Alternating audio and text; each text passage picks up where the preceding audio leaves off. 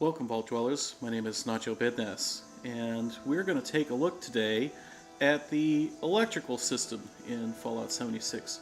I already did a video on the, oops, wrong button. I already did a video on the camp system in general, and if you're interested in a more general look at the camp system, you can go take a look at that. But today I wanted to talk about electrical specifically because, well, that's kind of what I feel like I was best at in Fallout 4. There were things that I did that I didn't necessarily see a whole lot of other people doing, and I was kind of proud of the things that I was able to accomplish there. So without further ado, let's take a look at all the electrical components in Fallout 76. Now, this roll-up door, I don't have the plans to build that yet. I mentioned in my other video that almost everything requires plans in order to build. But this was a favorite object of mine in Fallout 4, and I'm glad to see that it's back. Looks like it's going to work about the same way. Power it open and depower it or turn it off when it closes. There's some new things here though. For example, there's just a regular powered door, and that is very familiar, but take a look at this powered door with keypad access. This I find very interesting. Now, I have mentioned before in another video that I was a little disappointed to see that there are no logic gates in Fallout 76, and that means that the combination locks that I have done and those complex builds that I did in Fallout 4 are not possible in 76, but this in particular makes those unnecessary, and that I think is going to be most welcome for the majority of players. I think most players found those tutorials that I did on combination locks to just be too complex to follow. I mean, I did my very best to make them something that a person could follow along with, but I still think that the average player probably saw those videos with like many logic gates and stuff and just said, no way. So part of me is disappointed because thievery is something that can happen in 76, and the idea that I could build a combination lock and say, yeah, you can't come in here unless you can figure out how to get through my combination lock, and look at me, I am smart enough to figure this out and you're not. Like, I kind of was looking forward to that, but I think for most people, these keypad access doors are something that they're going to like a lot. I don't think that there was anything in the roofs or stairs section.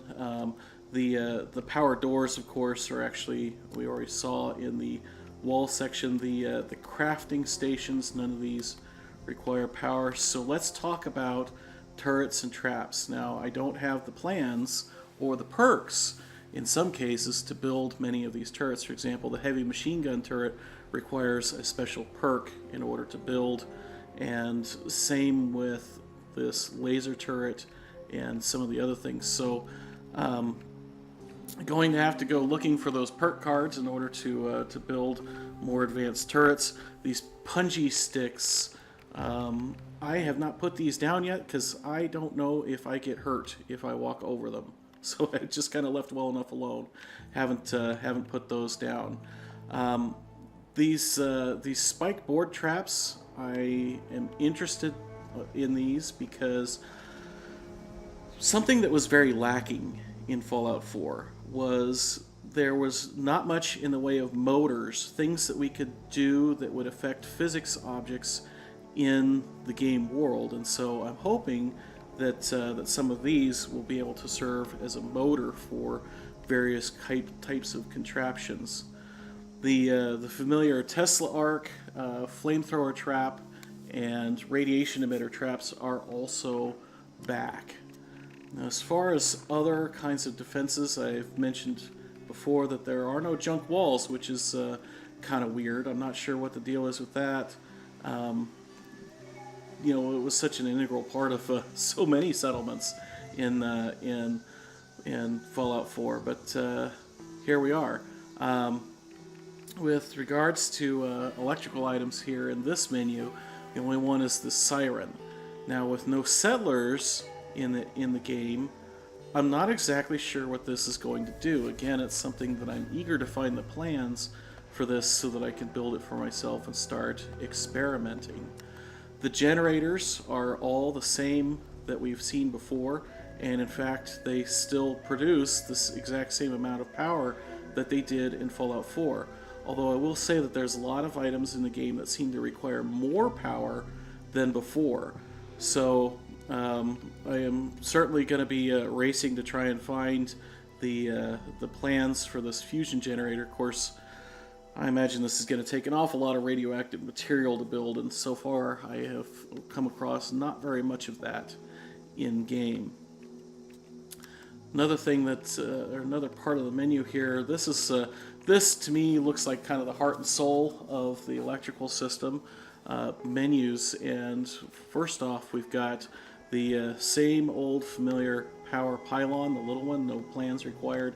Same with the conduit connectors. Now, to get to the different types as far as ceiling, floor, and wall, we right click with the D-pad and cycle through the menu. One thing that I'll point out that is new here is, do you see that little indicator light that says that conduit has power? That, I think, is a nice new addition. And I think when I take that off, so I noticed this yesterday or the day before yesterday when I was playing, that it doesn't seem to be working 100% consistently as far as when the system is actually detecting that there's power there or not. So even though now that connector light is lit and there's no wire to it, there should be no power to it. And I keep pushing the wrong button to get into the build mode. When I pull a wire off of it, there's no sparks. I wonder, let's build another one and see what happens. Interesting. So perhaps that's not actually an indicator light on that after all, since there is no power to it. Just go ahead and store that for later. Connecting wires is the same as it ever was, Y to each, and you can see that my lights in here just turned on. It has a very similar radiant power system to Fallout 4. I have yet to spend the time in testing and figuring out, so is the radius on these conduits larger, smaller, or the same as Fallout 4. Connecting other items is just as simple as it ever was, and it just requires a couple of clicks if there is line of sight.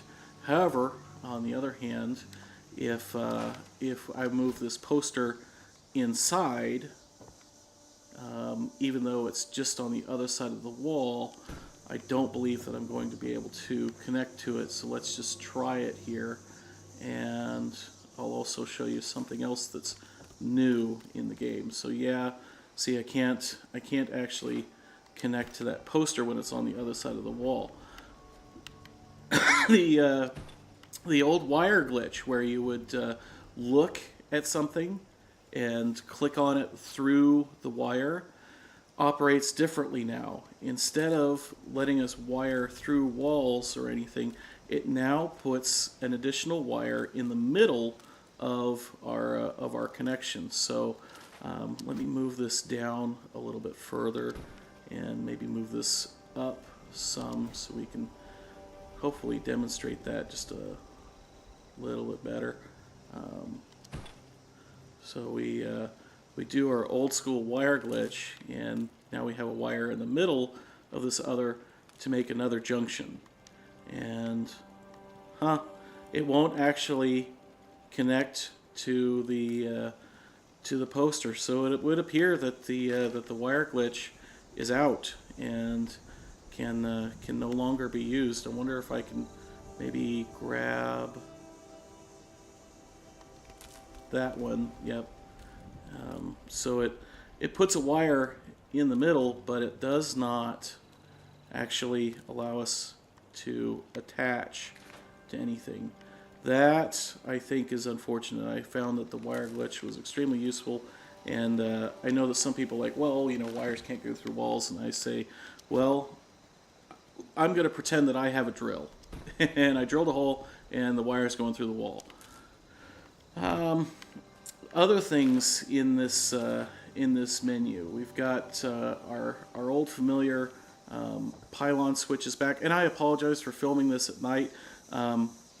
With this being a persistent game world, it's not like I could just sleep and get daylight, and the days last long enough that I don't want to just wait around until it's daylight again. This is the same old power pylon from Fallout 4, the same switched one, and the same wall switch. Of course, I can't wait to find all the plans to build these things. The pressure plate, and there's the conduit pieces are about the same as they ever were. There's a lot of conduit connectors in here, as well as some lights, a switch and emitters, and all the same conduit pieces that we're used to seeing before. The terminal is the same as it ever was, and I'm disappointed that they didn't add another variant of this just to have something else that looks a little different. I would usually rug glitch this terminal into like a desk or something just to make it look a little bit better, and yeah, I don't know if that works yet because I haven't unlocked plans for rugs yet. So I don't know if rug glitches work. This is a new piece. It's called a random switch, and I am excited to play with this and figure out, so does it only randomly switch when you come up and manually activate it, or does it randomly switch when you add power to it or remove power to it? Don't know yet. But this, I think, will take the place somewhat of an item that I used in the electronics mod a lot with that added an element of randomness to things. This is a switched pylon with a keypad access. Again, nice that we don't have to spend so much time building combination locks if you don't like that sort of thing. Tripwires that are the same as they ever were, and the same speakers that were in Fallout 4, and I never really had a whole lot of use for these. I added the occasional sound effect to things, but certainly was never smart enough or patient enough to come up with like a musical tone or anything. If nothing else, I think that you know, in a game where there are other players around, maybe we can use these speakers to make a doorbell. You know, you got a keypad access lock on the outside, and you know, you're inside your building crafting. If someone wants to grab your attention, maybe they can ring a doorbell. I don't know. Could be fun to try and figure out a way to make some chimes. But one thing that I'll say that I've noticed almost right away, and just haven't had a chance to say it till now, there are no delayed on switches, there are no delayed off switches, and there are no interval switches. Now, how the heck are we supposed to build anything complex electrically without those items? I don't know yet. Gonna have to spend some time trying to figure out what in the world to do now that we don't have those things available to us. I sure as heck hope that they get added in a DLC or in the Atom Store or something at some point, because without those pieces, almost everything else just gets to be a lot less fun. As far as the lights go, most of these are going to look familiar. I don't have the plans to build most of these things, but they certainly look like they're going to act just about like they ever did in Fallout 4. There are a few new ones, like for example, this floor lamp is a new thing that I think I'll just put one of those down right there. That is in 76. That was not in Fallout 4, but otherwise most of the stuff looks the same as ever. A lot more desk lamps, which is good because we only had like 1 or 2 options in Fallout 4, and I'm glad for that. I'm also glad to see that the Nixie tube is back. I like these things to do stuff like, I made a scale in the Loco 4-pack challenge where it was like a doctor's office, and you stepped on the pressure plate, and the quote-unquote scale would show the character's weight, as it were. Of course, it was just a static display, but I thought it was kind of a cool idea. Just something that you do see in doctors' offices. Campfires and candles and other things are also back as possible light sources. Of course, I always looked at candles as like just not very realistic, right? Because it's like, man, what? Why don't they get blown out? Why doesn't the wind blow them out? Why doesn't rain come along and blow them out? Light boxes are back, the big ones and the little ones. Actually, I'm not sure if the little ones were even in the vanilla game in Fallout 4, but these do not require any power to run, whereas the big ones do. They still require 1 whole power, which means that a big display is going to require a lot of generators. The neon letters are also back, and I am pretty sure that I've seen multiple colors in the in trailers and such. So I am expecting that you're able to walk up to these things after they're built and change the color on them, or maybe change the color using a terminal. Let's see what else is back. Well, these marquee signs are back, but the actual marquee sign that you could put letters on and stuff is missing, which is too bad, because it was fun to have something that you could advertise on, right? Like, if we're going to have a game with other players, wouldn't it be cool if we could have a sign out in front of our camp that said, that traders are welcome, or that we have water for sale, that kind of stuff. Good old mirror ball, which was I never really had a lot of use for it outside of the occasional bar. And my good friend, the construction lights. I used the heck out of these things in Fallout 4 when I was trying to demonstrate how logic gates work. They also still require 1 power to run, but man, they do put out a lot of light. Final thing here is the street lights.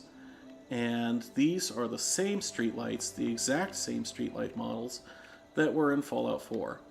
I particularly like this one, so glad to see that one back. Let's see, there was nothing in food or I've seen other types of resource collectors besides this fertilizer producer, and I just don't know if that means that those are world objects, or if it means that we'll be allowed to build them, and there are things that we're going to be allowed to build that are not maybe in the menus just yet, won't show up until you get plans.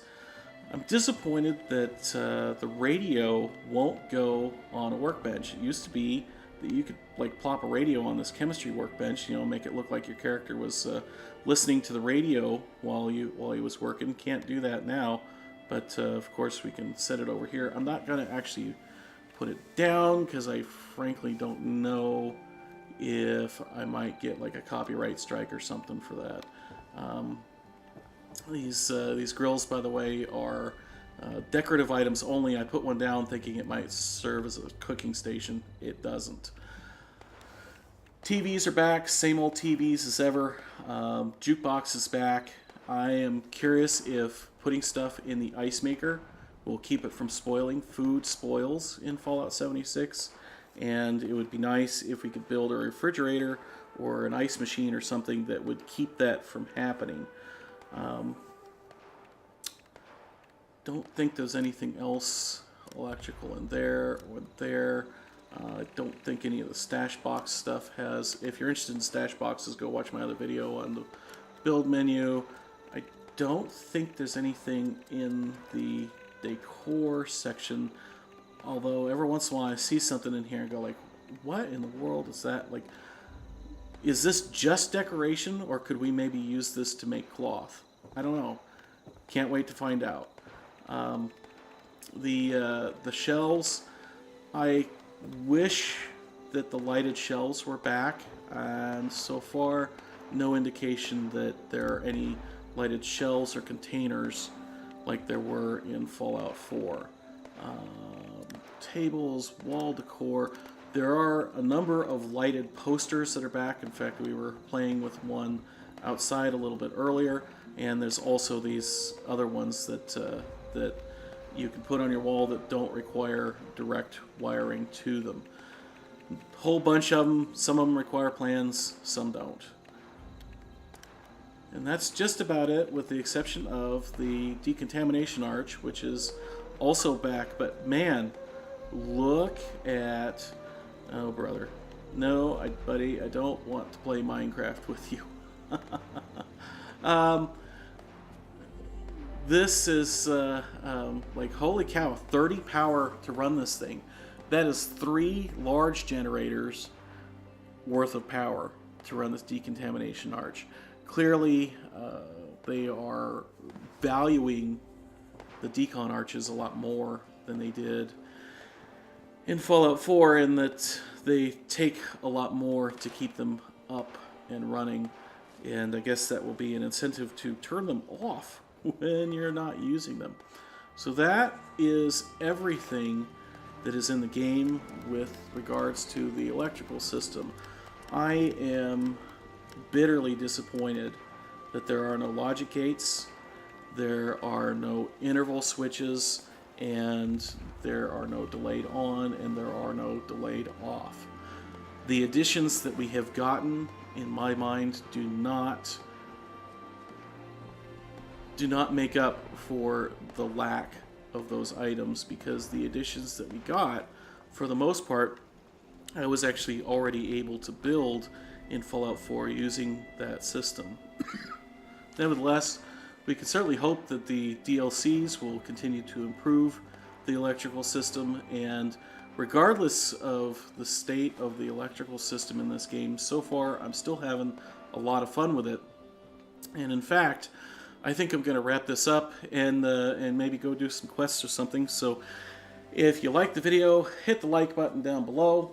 And if you didn't like, please tell me why in the comments. If you want to see more, be sure and subscribe, because I do have more 76 content planned. And if you want to play with me, send me an invite on Xbox One.